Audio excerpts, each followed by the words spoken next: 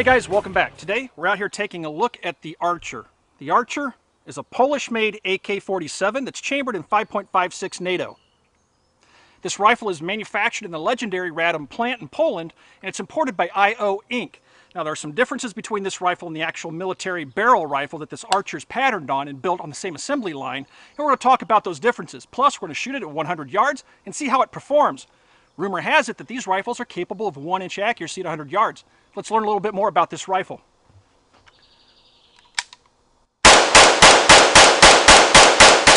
There are a lot of AKs on the market. The Archer sets itself apart in a couple of areas. First of all, the Archer is manufactured in Poland and imported by IO Inc. IO Inc. puts on American furniture, this buttstock, which is a little bit longer than your standard AK buttstock. They put this on. They put on this pistol grip. However, this front handguard, I don't know if it's made in the US. It's not marked as being made in the US, but it is a traditional barrel style front handguard for the rifle, so it may be Polish in origin. IO Inc. also brings it into the country without the rails and the other accessories that you might be used to seeing on the Beryl rifle. They are, however, available for an additional price. Now, these rifles are really expensive compared to other AKs on the market. This rifle comes to market at about $1,300, and you can buy it at Atlantic Firearms. So what makes this any better than something like an Arsenal, which you can pick up for less than $1,000? Well, first of all, if you're an AK buff and you really want something different, this is a real Polish AK. The Beryl, as I mentioned, is legendary. It's legendary because of its quality. Most AKs, like the Romanians and Egyptian AKs and things like that, aren't the best quality in the world. The Poles pride themselves on the quality of the rifles that they manufacture. And the quality is evident in this rifle. This is one of the nicest AKs I've ever seen. The machining's nicely done. The parts fit nicely. There isn't any struggling to get parts in or out of the rifle. The bolt moves freely in the receiver. On some of the Romanians, you'll notice the bolt sticks to the rear as you bring it to the rear. So it is a nicely made rifle. The markings on it are sharp and bright. Everything's true. The sights aren't canted. Overall, it's a high quality rifle. Now, this rifle also features a 16.25-inch barrel that has a 1-in-10 right-hand twist. That means the rifle is going to shoot better with the lighter ammo, 55 grain ammo. The 60 grain and higher weight ammo isn't going to do so well on this rifle. A lot of folks like 1-in-7 or 1-in-9 or even 1-in-8. So 1-in-10 is kind of slow, but it shoots 55 grain ammo fairly well. The rifle is also cut and has the facilities for the barrel top receiver 1913 style rail. It has the cuts here on the gas block or the rear block, and it also has the locking mechanism back here on the tang of the rifle. They are available at additional cost. I don't know what the cost of those parts are yet. I don't believe they're available, but once they become available, you can start to deck this rifle out like a real barrel AK, military grade AK. You can also replace the solid fixed American-made stock with a barrel folding stock. Again, at an additional cost, and it's not necessarily available right now, but IO Inc. says that they will become available. Other than that, it's pretty much a standard AK.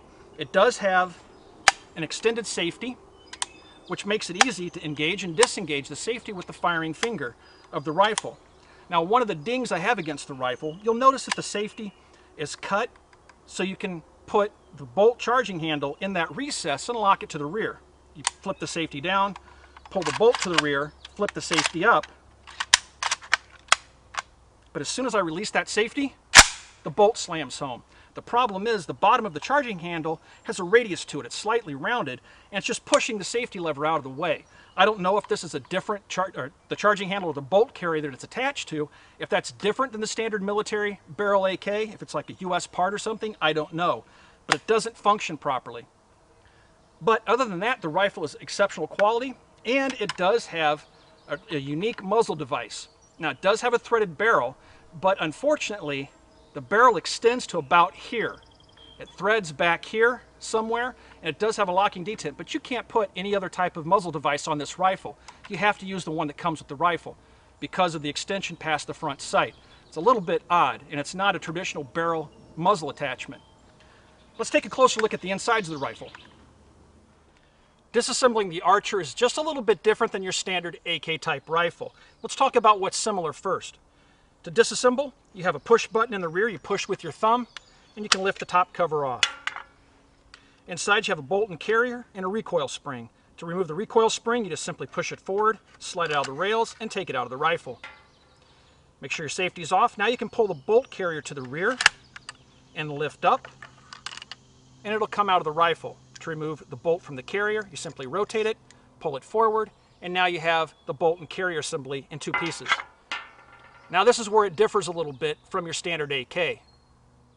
Removing the gas tube in the front handguard is different than your standard AK. First of all, what you'll want to do is flip down this disassembly lever.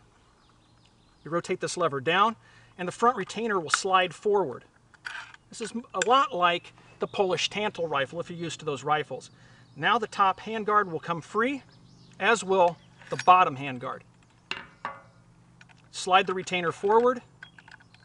There's a small ledge there on the gas block, and now you can take out your gas tube.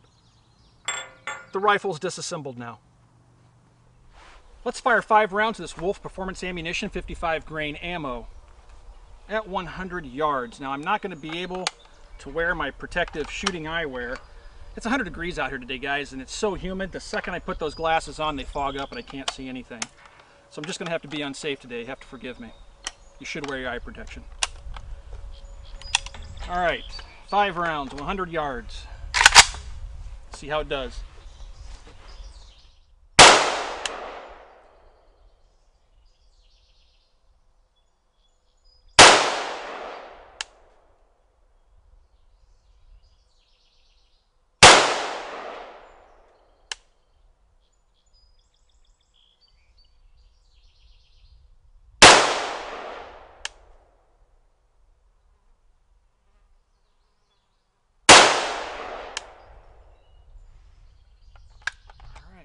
Let's take a look.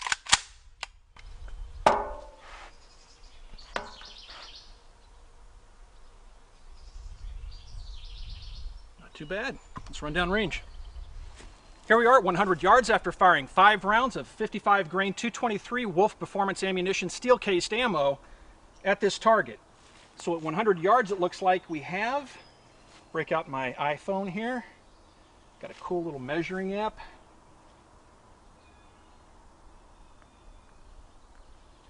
.6 inches for a 5-shot group at 100 yards. That's pretty impressive performance out of the rifle using the steel-cased Wolf ammo. Now keep in mind the Archer does have a 1 in 10 right-hand twist barrel. That 1 in 10 twist is going to favor the lighter 55 grain bullets. If you go with the heavier 62 grain bullets, you're not going to get optimum performance or anything over 62 grain. But with this 55 grain steel-cased ammo, the Wolf, it's doing really well. Next, I'm going to try 5 rounds of the Federal 5.56 ammo. This is XM193F 55 grain ammo. Take 5 rounds of this. Load it into our polymer magazine here. And fire it at 100 yards and see how it compares to the Wolf ammunition. Now this stuff is 5.56 spec, so it's quite a bit hotter than the Wolf ammo. I should also mention the trigger on this Archer is really light and crisp. It almost feels like it's been hand honed. It's a really smooth trigger. See how this 193 ammo does.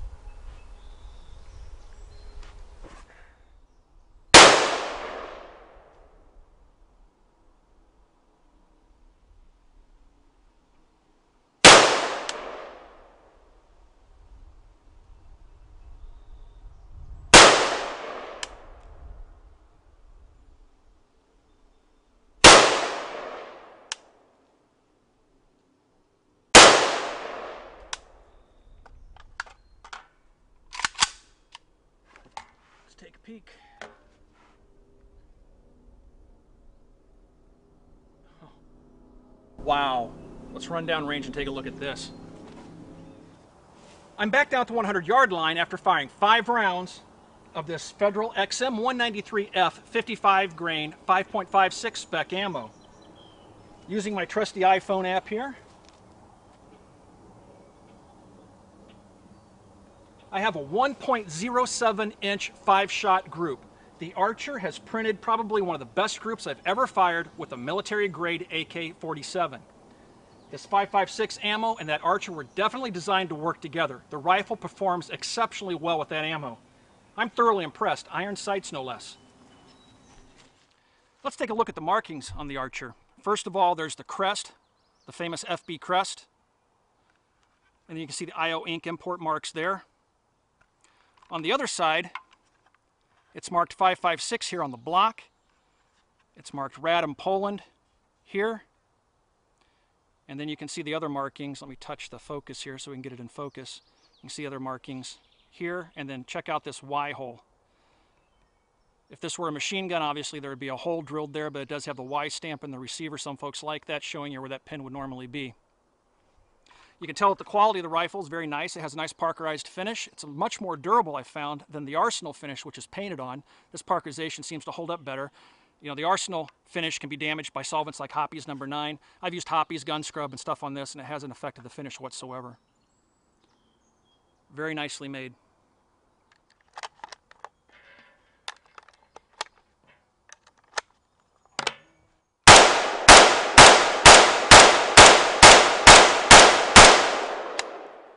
Shooting the Archer is a real pleasure. The rifle is really smooth, has a nice light trigger, all the controls are easy to reach. It even has a really large paddle release here on the magazine. So you can quickly bump that with your finger and remove the magazine.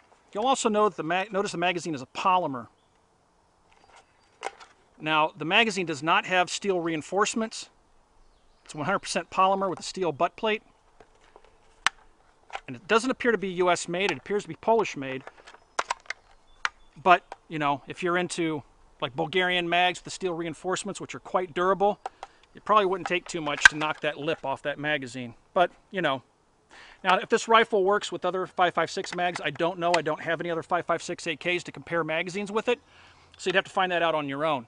But everything works great. The magazines pop in, they lock in positively. The gun runs 100%. I've had no malfunctions. The recoil is light. This muzzle compensator works very well. It's slightly canted to the right. And then on the bottom it has another port to the left. So it's trying to bring the rifle back down and to the left because the recoil wants to come up and to the right because of the twist to the barrel, which is a right-hand twist.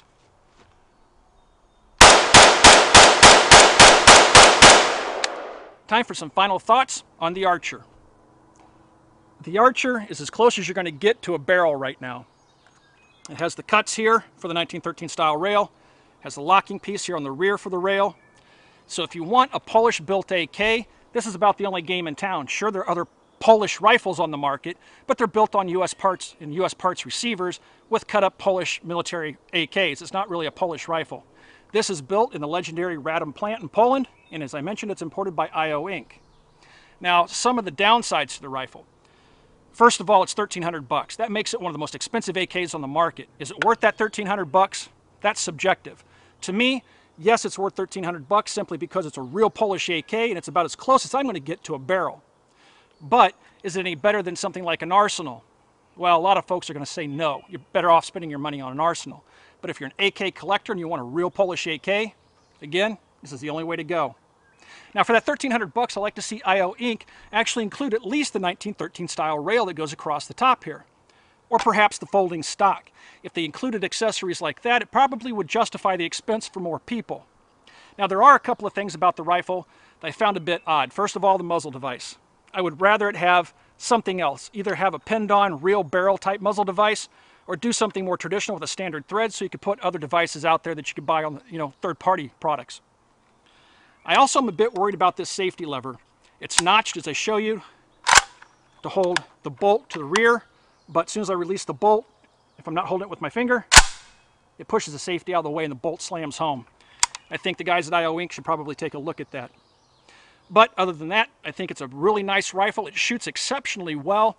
It does have that 1 in 10 inch twist right hand on the barrel, so if you want to shoot heavier grain bullets, it's probably not going to do so well for you, but with the 55 grain stuff, this thing is ridiculously accurate with its iron sights.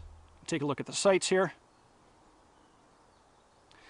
So if you guys have any questions about this rifle, you can ask those questions on our Facebook page. You can find us on Facebook at www.facebook.com/militaryarms. As always, everybody, thanks for watching. Thanks for those subs. We'll talk to you guys soon.